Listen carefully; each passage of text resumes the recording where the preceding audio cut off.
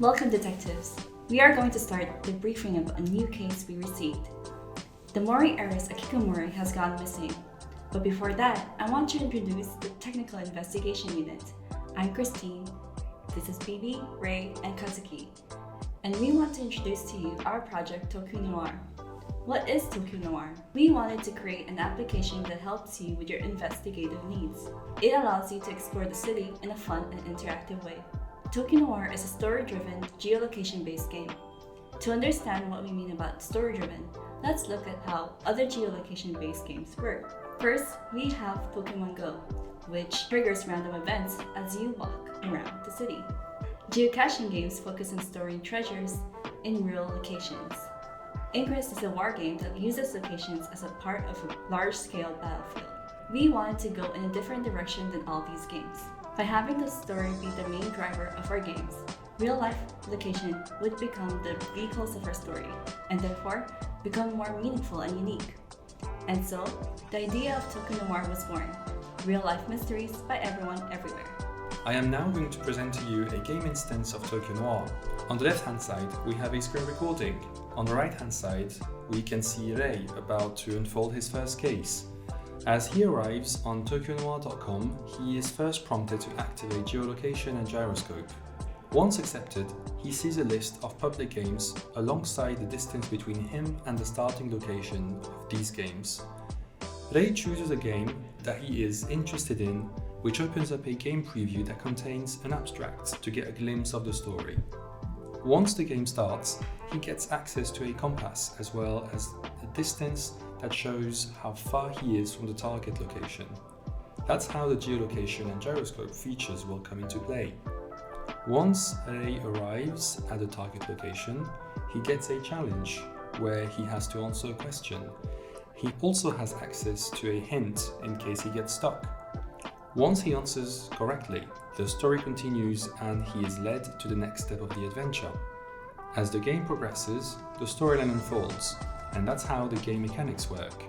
I won't reveal how the Akikomori case ends. If you want to find out how the story goes, you can do so by going to TokyoNoire.com.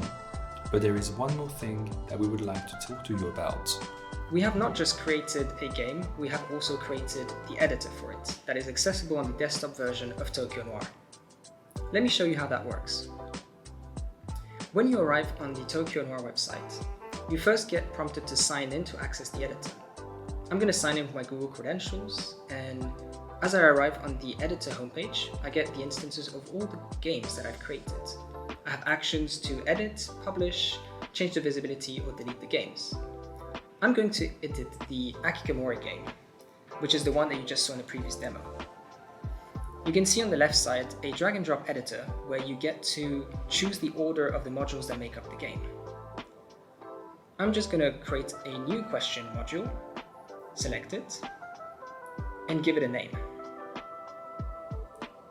I'm then going to select a new photo that will be displayed to the user.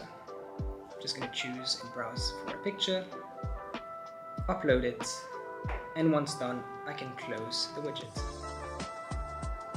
I'm going to add some story that weaves in with the current storyline.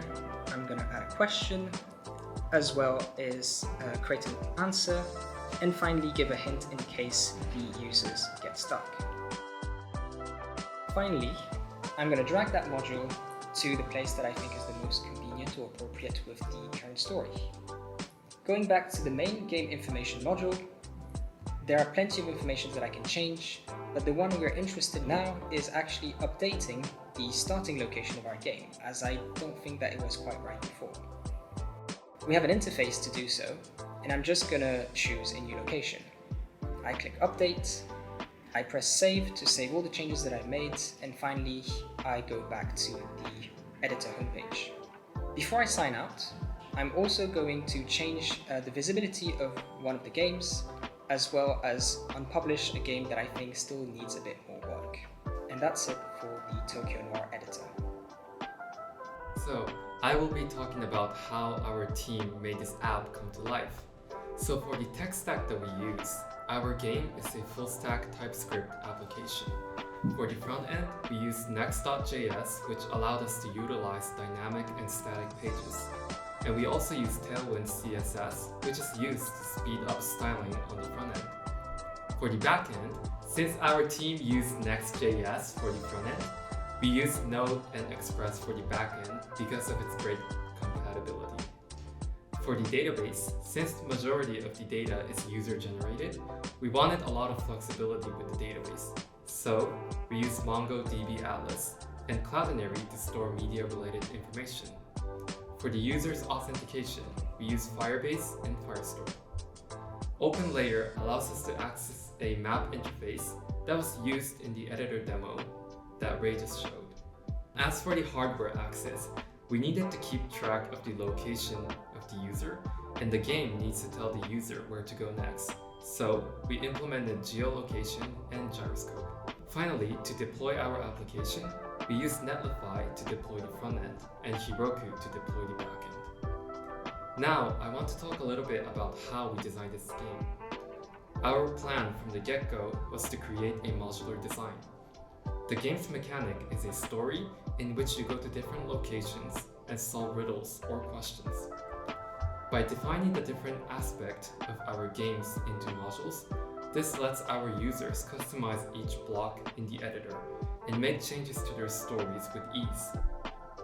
On the game side, our modular approach makes it easier to deliver the right interface according to the content in each module. Thanks to our decision to use a modular architecture from the beginning, we now have the flexibility to easily add new features to the game in the future. For now, feel free to go to Tokyo Noire to play some games that are available, or create your own game to go share to the world. Thank you.